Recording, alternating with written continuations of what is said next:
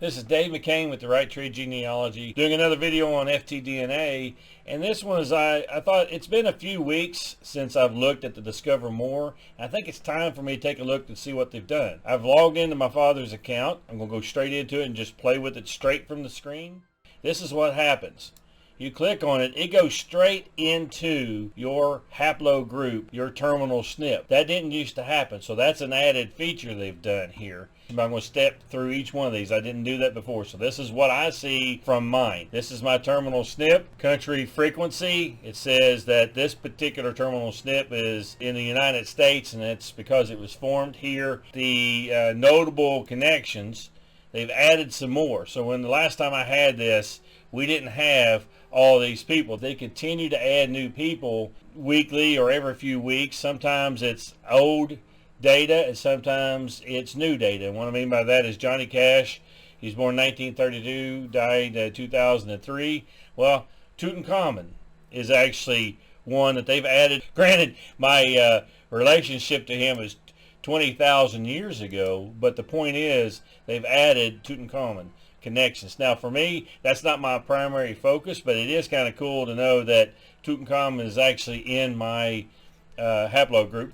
So when you go into the ancient connections, you'll see that, and I didn't present this one before, here are some of the ancient relatives from your direct paternal line based on DNA testing of archaeological remains from around the world.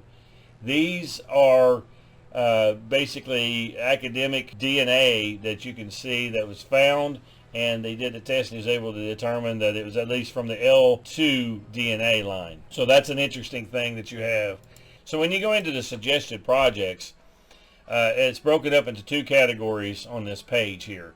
The blocked ones that show up here are the projects that are haplogroups. So they're suggesting you should look to join one of these or all of these projects because you have DNA that matches with these projects and should consider looking at them. Besides the ones that are haplogroup specific, you have, in this case here, if you notice, there are 4 projects that are either area, this is like a Ulster Heritage group.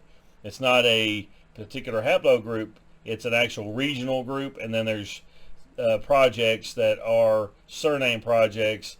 And then looking at the calculations. This is a page I've shown before, so I'll step through it again. For the terminal haplogroup, it says between 1848 and 1988, with a 95% confidence, this particular haplogroup or terminal SNP, in our case, was formed. I know that I have it. I know my father has it. So he was born in 1924. My father was. This is 1936. Well, that's pretty close. But if it was formed in his father was actually still born within the 95% confidence range, which is 1878. So that's very good information.